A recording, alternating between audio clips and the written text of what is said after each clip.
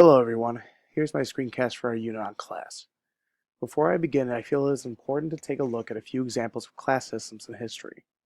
The first example is this structure of the European feudal system in the Middle Ages. As you can see, the pyramid structure holds the king along with the royal family at the very top, with the peasant working class at the bottom. This is by no means unique to the time period or this culture. As you can see, classes or castes stretch from feudal Europe to the Hindu caste system and all the way to the Egyptian pharaohs. Throughout history, it appears that it is only natural that this power is held by the few and is supported by the work of the majority. How then does this structure relate to the American narrative? As we Are we as socially mobile as Abraham Lincoln says, or are we creatures of habit and forming our classes along these ancient lines?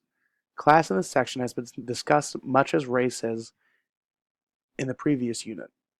The term is complex and deserves to be questioned more than simply accepted. Where I found race to be linked to religion for much of the conversation in the previous unit, it appears that in this discussion of class, the most important topics are those of wealth and power. In the essay Class by Eric Lott, he sees class as resonating with implications of value, quality, respectability, and religious virtue. The term here that I found interesting is value. Here is where that I feel that wealth and power first come into the discussion of class. The idea further comes up in essays of market and property. In market, we can see that through the Great Transformation as coined by C.B. Macpherson, the value of citizens shift from their position within this rigid class system and their relation to the land on which they work for the worth of the work that they performed. In property, the strength of land is further pushed by Grace Hong in her assertion that this ultimate purpose of government is to protect the citizens' property and ultimately their wealth. These ideas can be seen in the book Undistinguished Americans from 1906. In this first story, the life of a Lithuanian,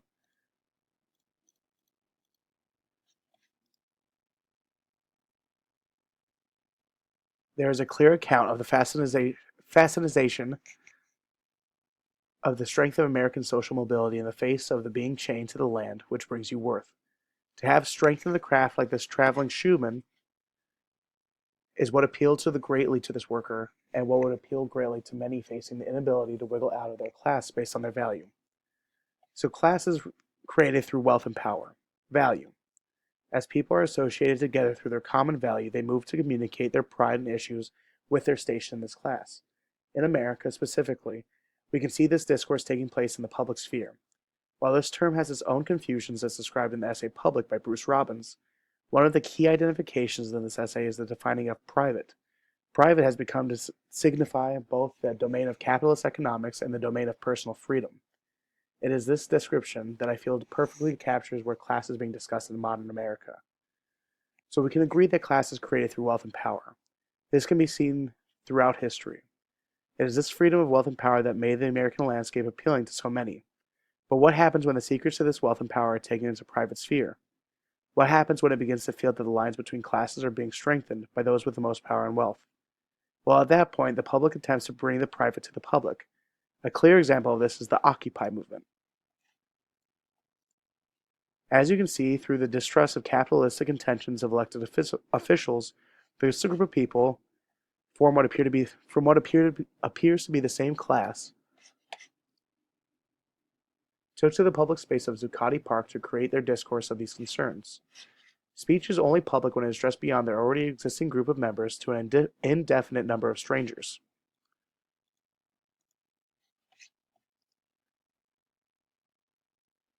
This was the clearest opportunity for this group of people to take their private concerns for the safety of wealth and power, aka the mode for their mobility within the class structure of the United States, to the public sphere for voicing their concerns to countless strangers.